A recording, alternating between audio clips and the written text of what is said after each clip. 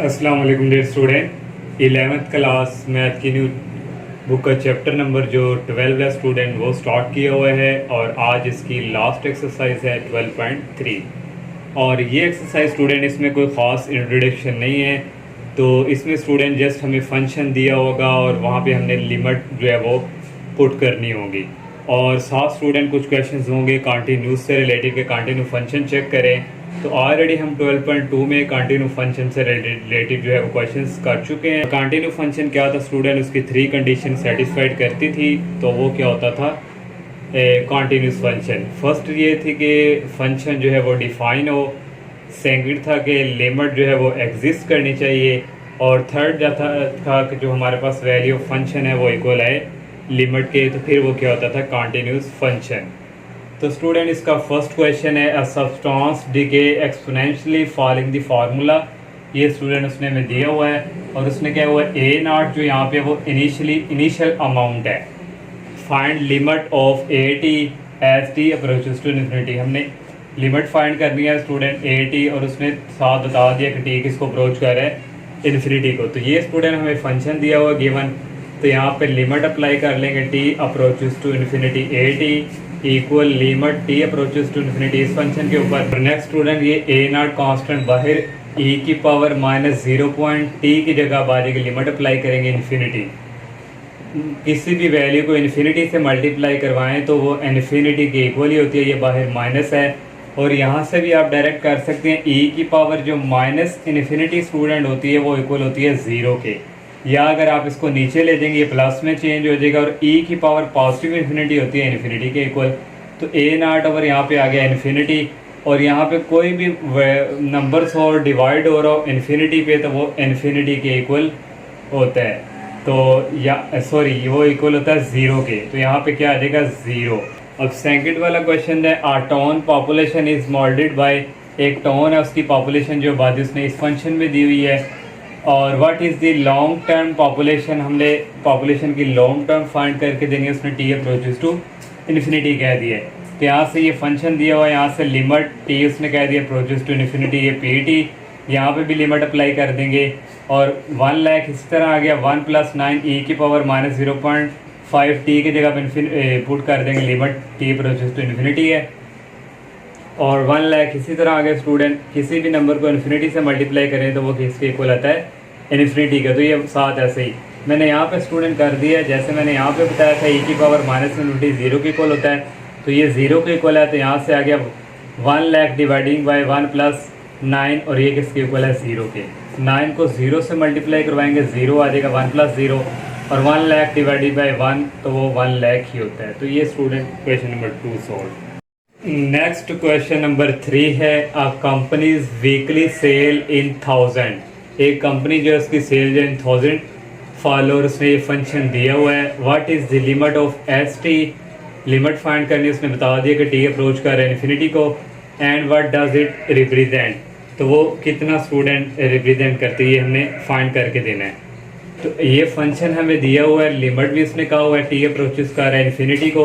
यहाँ पे limit T approaches to infinity 500 T over T + 10, और ये लिमिट इसी तरह स्टूडेंट ये स्टूडेंट यहाँ पे इन्फिनिटी है, यहाँ पे भी इन्फिनिटी ओवर इन्फिनिटी का बायस बन रहा है। जब लिमिट अप्लाई करें तो ये इन्फिनिटी ओवर इन्फिनिटी या 0 ओवर 0 की फॉर्म में हो, तो इसको पहले क्या करते हैं सिंप्लीफाई। तो इसको भी टी पे डिवाइड करवा दिया, ये नीचे वाले को भी टी पे डिवाइड करवा दिया। तो limit T approaches to infinity ये टी से कैंसिल होकर 500 रह गया। टी को टी पे डिवाइड करेंगे 1 आ जाएगा, प्लस 10 को टी पे डिवाइड करवा देंगे। तब लिमिट अप्लाई करवाएंगे 500 1 + 10 ओवर टी की जगह आ जाएगा इन्फिनिटी इक्वल आ गया 500 1 प्लस ऊपर कोई भी नंबर और डिवाइडिंग बाय इन्फिनिटी हो तो वो 0 के इक्वल होता है। तो यहाँ से अगर एक और स्टेप होता जाता तो यहाँ था 500 डिवाइडिंग बाय 1, तो 500 डिवाइडिंग बाय 1 कितना होता है 500। नेक्स्ट 4 क्वेश्चन है signal strength S D at a distant D, और उसने सिग्नल स्ट्रेंथ को एस डी डिस्टेंस को डी से रिप्रेजेंट किया फ्रॉम टावर से कोई सिग्नल स्ट्रेंथ जा रहा स्टूडेंट, उसका जो डिस्टेंस है उसने ये एस डी से रिप्रेजेंट किया हुआ, ये उसने यहाँ पे बताया भी है 1000 ओवर डी स्केयर। जो टावर से जो सिग्नल आ रहे हैं वो ये इस फंक्शन में है, और दो पार्ट हैं। फर्स्ट पार्ट में what is the signal strength, हमने सिग्नल स्ट्रेंथ फाइंड करनी है एट डी इज इक्वल 10, उसने डी दे दिया 10। तो ये फंक्शन हमें दिया हुआ है 1000 डिवाइडिंग बाई डी की जगह हम पुट करेंगे 10। यहाँ पे limit T approaches to infinity नहीं है, जस्ट वैल्यू पुट करनी है। डी की जगह आ जाएगा 10 और ये आ गया स्केयर, 10 का स्केयर होता है 100 और यहाँ से स्टूडेंट ये 0 ये इससे कैंसिल होगा, 10 डिवाइडिंग बाई 1 आ गया 10। सेकंड वाला पार्ट है what happens to signal strength, signal जो है स्ट्रेंथ उस वो कितना होगा, उसने कह दिया डी अप्रोच किसको कर रहा है इन्फिनिटी को। अब यहाँ पे लिमिट है, limit D approaches to infinity S D equal limit D approaches to infinity 1000 over D square. तो ये 1000 आ गया और डी की जगह हम लिमिट पुट कर दिए इन्फिनिटी का स्केयर। तो यहाँ पे स्टूडेंट मेरी मिस्टेक है, इन्फिनिटी का स्केयर जो ले तो वो इन्फिनिटी ही आएगा, किसी भी नंबर को इन्फिनिटी पे डिवाइड करें तो वो किसके इक्वल आएगा, 0 के। नेक्स्ट क्वेश्चन नंबर 5 है student, a stock price grows according to function. कोई स्टॉक है उसका प्राइस जो है वो ग्रो कर रहा है इस फंक्शन के लिहाज से, और दो पार्ट है इसके। First find limit of P T as T approaches to infinity कह दी, लिमिट दे दी है। और सेकंड वाले पार्ट में calculate the price after 10 year, 10 year के पास प्राइस, 10 ईयर के बाद प्राइस क्या होंगे वो फाइंड करना है। पहले हम फर्स्ट पार्ट फाइंड करते हैं। ये हमें फंक्शन गिवन दिया हुआ है, फर्स्ट में T approaches to infinity limit है तो लिमिट अप्लाई कर दी दोनों तरफ, और limit T approaches to infinity 50 E की पावर 0.05 टी, लिमिट अप्लाई कर देंगे 50 ई की पावर 0.05 टी के जगह इन्फिनिटी अब आ जाएगा, और 50 किसी भी नंबर को इन्फिनिटी से मल्टीप्लाई करवाएं तो वो इन्फिनिटी ही आता है, और 50 ई की पावर जो इन्फिनिटी है वो किसके इक्वल होती है, इन्फिनिटी की।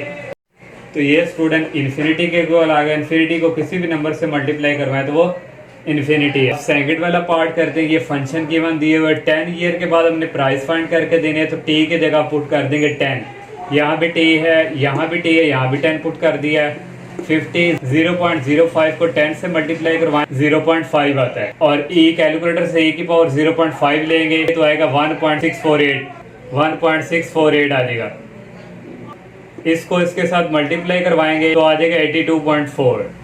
नेक्स्ट क्वेश्चन नंबर 6 है, the factory cost function is.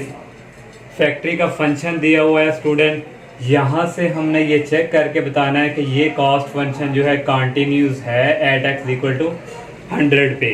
तो कॉन्टिन्यूस के लिए वही 3 कंडीशन, वैल्यू जो फंक्शन है वो डिफाइन होना चाहिए, सेकंड क्या था कि लिमिट जो है वो एग्जिस्ट करनी चाहिए, थर्ड था कि जो वैल्यू फंक्शन जो है वो इक्वल हो लिमिट के, तो फिर ये क्या होता है, कॉन्टिन्यूस फंक्शन। स्टूडेंट तो सबसे पहले हम फंक्शन जो है वो डिफाइन करेंगे, जो सी ऑफ एक्स जो है, तो यहाँ पे सी ऑफ एक्स इक्वल, क्योंकि हमारे पास x इज इक्वल टू 100 है, इक्वल पे ये वाला फंक्शन आ रहा है तो 10x प्लस 500, तो x की जगह पुट करेंगे हम 100, x की जगह आ गया 100 प्लस 500, 10 को 100 से मल्टीप्लाई करवाएंगे 1000 आ जाएगा प्लस 500, इन दोनों को ऐड करेंगे आ जाएगा 1500। ये हमने फंक्शन डिफाइन कर लिया।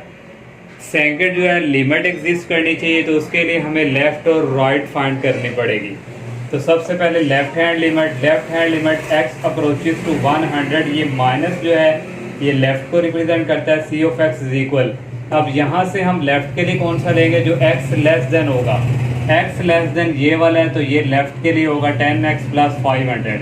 अब लिमिट अप्लाई कर देंगे, x की जगह आ जाएगा 100 प्लस 500, इसी तरह इसको इससे मल्टीप्लाई करवाएंगे 1000 आ जाएगा प्लस 500, इन दोनों को ऐड करेंगे 1500। राइट हैंड लिमिट लेंगे, x अप्रोचेस टू 100, ये प्लस जो है ये राइट को रिप्रेजेंट करता है, सी ऑफ एक्स।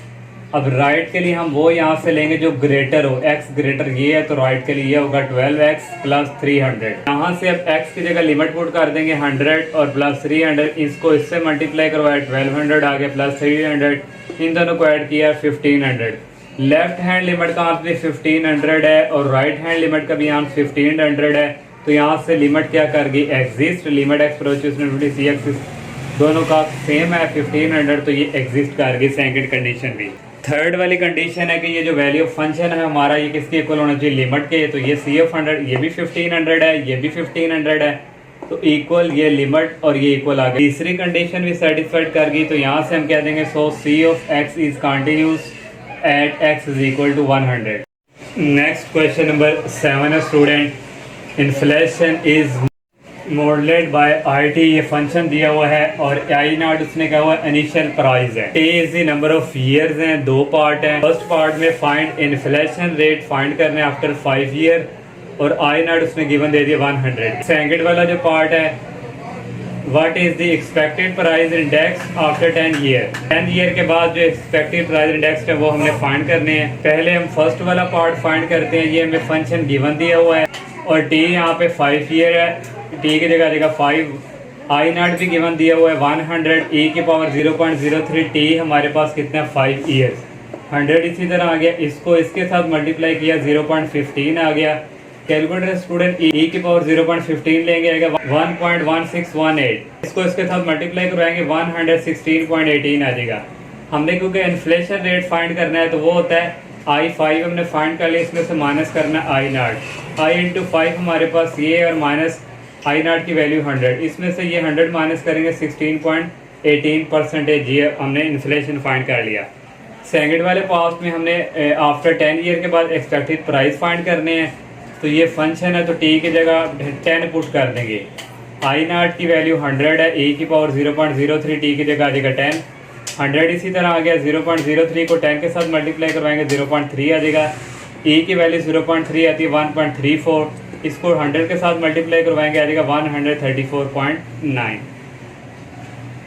लास्ट क्वेश्चन 8 है, the cost to produce x unit. यहाँ भी हमने बताना है कि क्या ये फंक्शन कंटिन्यूस है एट x इक्वल टू 10 पे।